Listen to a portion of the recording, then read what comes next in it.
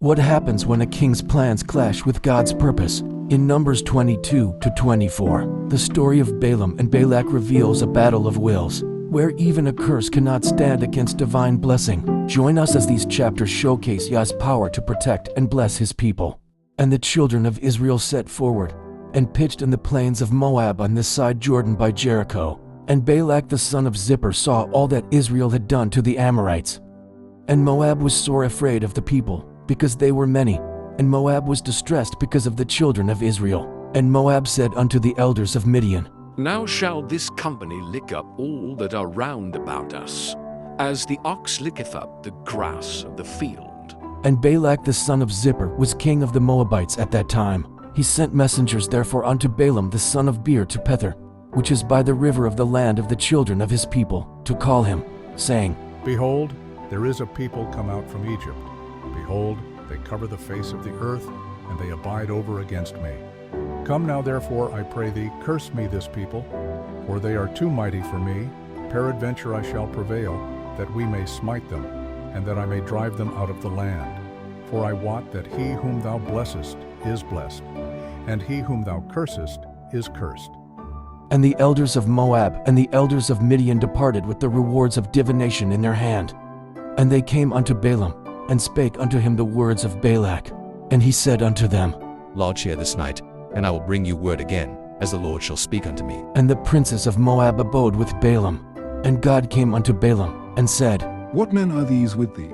And Balaam said unto God, Balak the son of Zippor, king of Moab, hath sent unto me, saying, Behold, there is a people come out of Egypt, which covereth the face of the earth.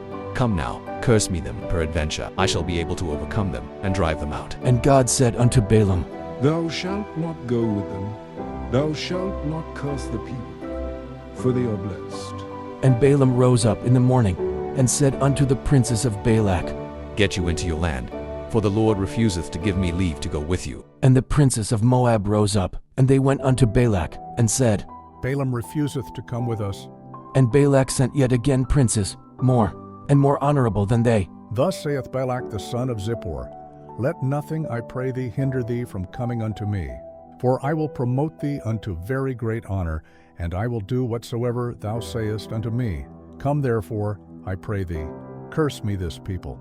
And Balaam answered and said unto the servants of Balak, If Balak would give me his house full of silver and gold, I cannot go beyond the word of the Lord my God, to do less or more. Now therefore I pray you, tarry thee also here this night, that I may know what the Lord will say unto me more. And God came unto Balaam at night, and said unto him, If the men come to call thee, rise up, and go with them. But yet the word which I shall say unto thee, that shalt thou do. And Balaam rose up in the morning, and saddled his ass, and went with the princes of Moab. And God's anger was kindled because he went, and the angel of the Lord stood in the way for an adversary against him. Now he was riding upon his ass, and his two servants were with him. And the ass saw the angel of the Lord standing in the way, and his sword drawn in his hand. And the ass turned aside out of the way, and went into the field. And Balaam smote the ass, to turn her into the way. But the angel of the Lord stood in the path of the vineyards, a wall being on this side, and a wall on that side. And when the ass saw the angel of the Lord, she thrust herself unto the wall, and crushed Balaam's foot against the wall. And he smote her again. And the angel of the Lord went further, and stood in a narrow place, where was no way to turn either to the right hand or to the left. And when the ass saw the angel of the Lord, she fell down under Balaam. And Balaam's anger was kindled, and he smote the ass with a staff. And the Lord opened the mouth of the ass, and she said unto Balaam, What have I done unto thee that thou hast smitten me these 3 times?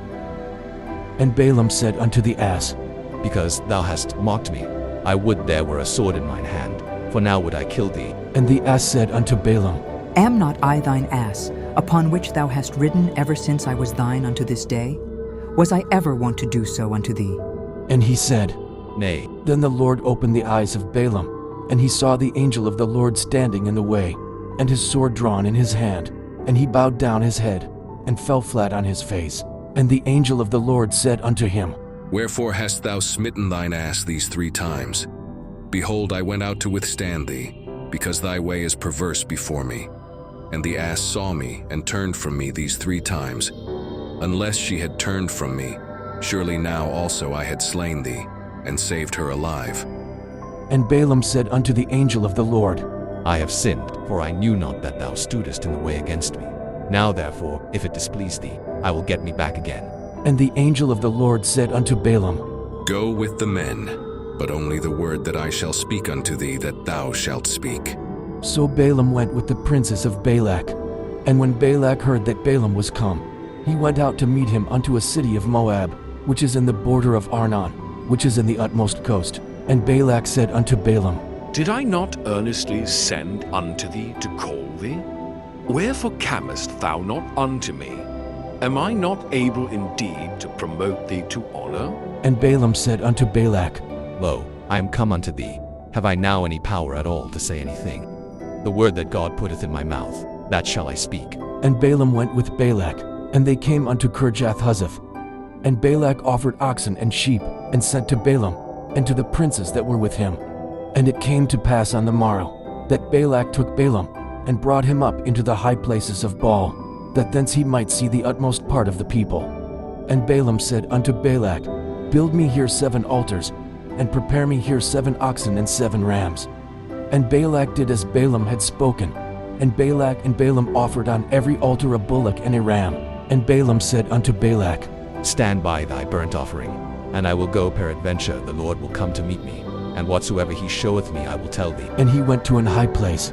And God met Balaam, and he said unto him, I have prepared 7 altars, and I have offered upon every altar a bullock and a ram. And the Lord put a word in Balaam's mouth, and said, Return unto Balak, and thus thou shalt speak.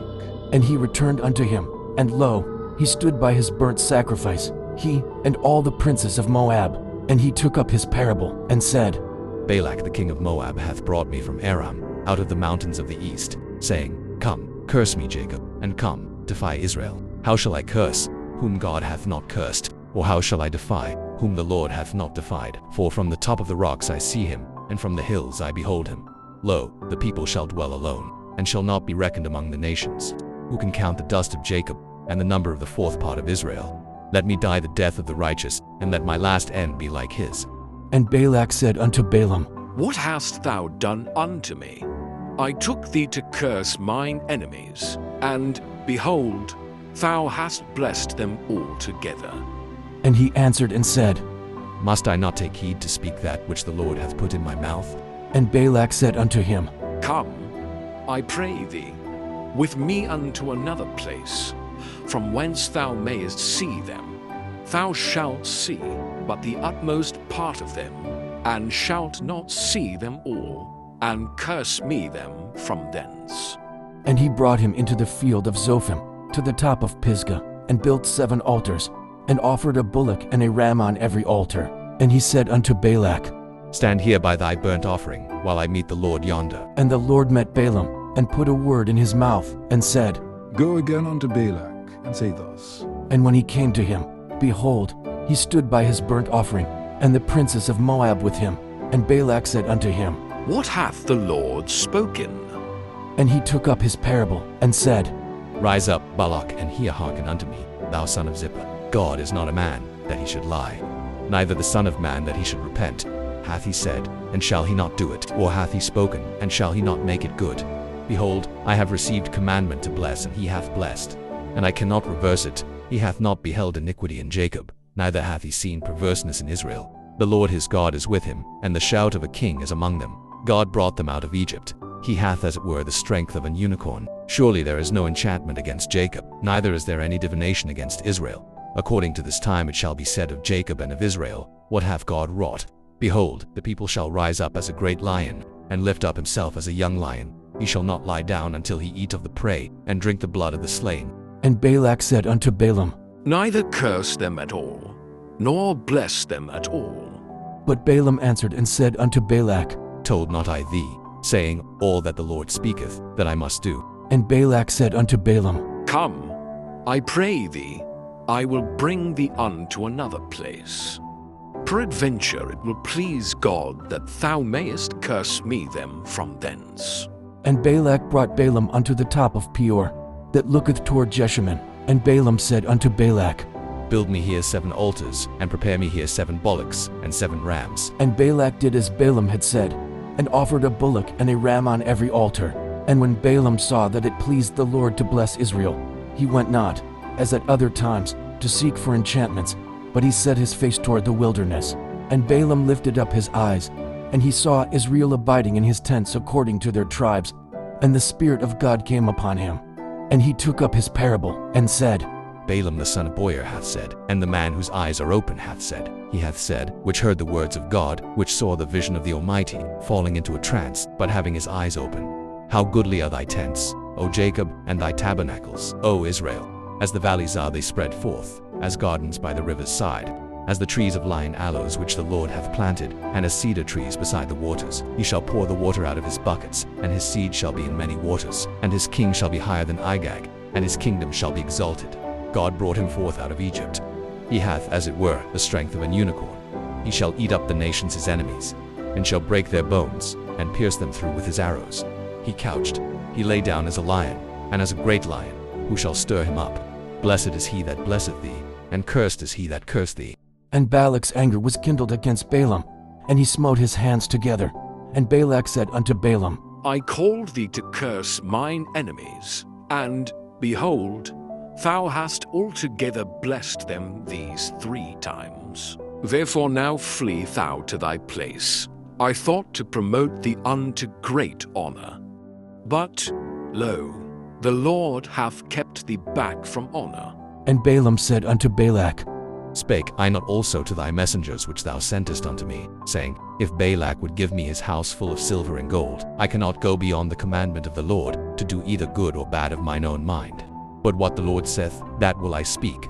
And now behold, I go unto my people. Come therefore, and I will advertise thee what this people shall do to thy people in the latter days. And he took up his parable, and said, Balaam the son of Beor hath said, and the man whose eyes are open hath said, he hath said, which heard the words of God, and knew the knowledge of the Most High, which saw the vision of the Almighty, falling into a trance, but having his eyes open. I shall see him, but not now. I shall behold him, but not nigh. There shall come a star out of Jacob, and a scepter shall rise out of Israel, and shall smite the corners of Moab, and destroy all the children of Sheth. And Edom shall be a possession, Seir also shall be a possession for his enemies. And Israel shall do valiantly. Out of Jacob shall come he that shall have dominion, and shall destroy him that remaineth of the city. And when he looked on Amalek, he took up his parable, and said, Amalek was the first of the nations, but his latter end shall be that he perish forever. And he looked on the Kenites, and took up his parable, and said, Strong is thy dwelling place, and thou puttest thy nest in a rock. Nevertheless the Kenites shall be wasted, until Ashur shall carry thee away captive. And he took up his parable, and said, Alas, who shall live when God doeth this?